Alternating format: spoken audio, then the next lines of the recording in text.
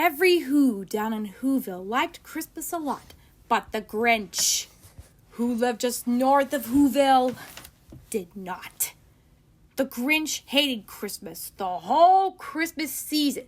Now, please don't ask why. No one quite knows the reason. It could be that his hat wasn't screwed on just right. It could be, perhaps, that his shoes were too tight. But I think that the most likely reason of all may have been that his heart was 2 sizes too small. But whatever the reason, his heart or his shoes, he stood there on Christmas Eve, hating the Who's, staring down from his cave with a sour, grinchy frown at the warm lighted windows below in their town. For he knew that every Who down Whoville beneath was busy now, hanging a mistletoe wreath. He snarled with a sneer. Then he growled with his Grinch fingers, nervously drumming. For tomorrow, he knew, all the Who girls and boys would wake bright and early. They'd rush for their toys, and then, oh, the noise! All the noise! That's the one thing he hated. The noise! Then the Who's young and old would sit down to a feast. And they'd feast. And they'd feast. And they'd feast. They would feast on Who pudding and rare Who roast beast, which something the Grinch couldn't stand in the least. And then they'd do something he liked least of all. Every Who down Whoville, the tall and the small, would stand close together with Christmas bells ringing. They'd stand hand in hand, and the Who's would start singing. They'd sing, and they'd sing, and they'd sing. And the more the Grinch thought of this Who Christmas sing, the more the Grinch thought. Then he got an idea. An awful idea. The Grinch got a wonderful, awful idea. The Grinch laughed in his throat, and he made a quick Santa Claus hat and coat, and he chuckled and clucked.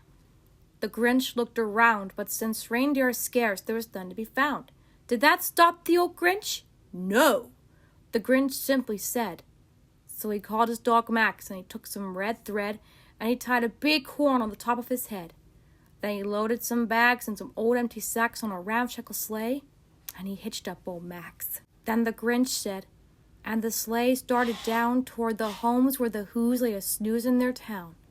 All their windows were dark, quiet snow filled the air. All the Who's were all dreaming sweet dreams without care.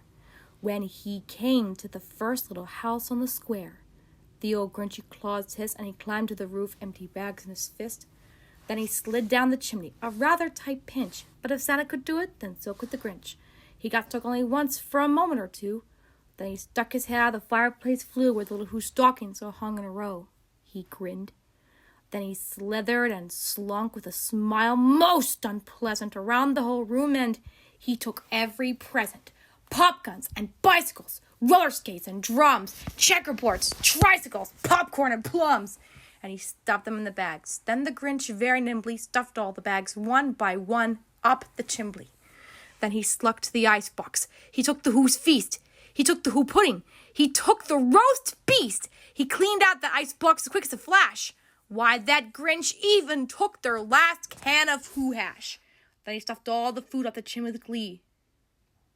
Grinned the Grinch. And the Grinch grabbed the treat, and he started to shove when he heard a small sound like the coo of a dove. He turned around fast, and he saw a small Who, little Cindy Lou Who, who was not more than 2. The Grinch had been caught by this tiny Who daughter who'd got out of bed for a cup of cold water. She stared at the Grinch and said, Santa Claus, why? Why are you taking our Christmas tree? Why? But you know, that old Grinch was so smart and so slick, he thought up a lie, and he thought it up quick. The fake Santa Claus lied, and his fib fooled the child. Then he patted her head, and he got her a drink, and he sent her to bed. And when Cindy Lou Who went to bed with her cup, he went to the chimney and stuffed the tree up. And the last thing he took was the log for their fire. Then he went up the old chimney himself, the old liar. On their walls he left nothing but hooks and some wire. And the one speck of food that he left in the house was a crumb that was even too small for a mouse. Then he did the same thing to the other Who's houses, leaving crumbs much too small for the other Who's mouses. It was 1/4 past dawn, all the Who's still abed, all the Who's still a snooze, when he packed up his sled, packed up with their presents, the ribbons, the ribbons, the wrappings, the tags, and the tinsels, the trimmings, the trappings. 3,000 feet up the side of Mount Crumpet, he rode with his load to the tip-top to dump it. He was Grinchly humming. Grinned the Grinch. So he paused, and the Grinch put a hand to his ear, and he did hear a sound rising over the snow. It started in low, and it started to grow. But the sound wasn't sad. Why, the sound sounded merry. But it couldn't be so. But it was merry. Very. He stared down at Whoville. The Grinch popped his eyes. Then he shook. What he saw was a shocking surprise.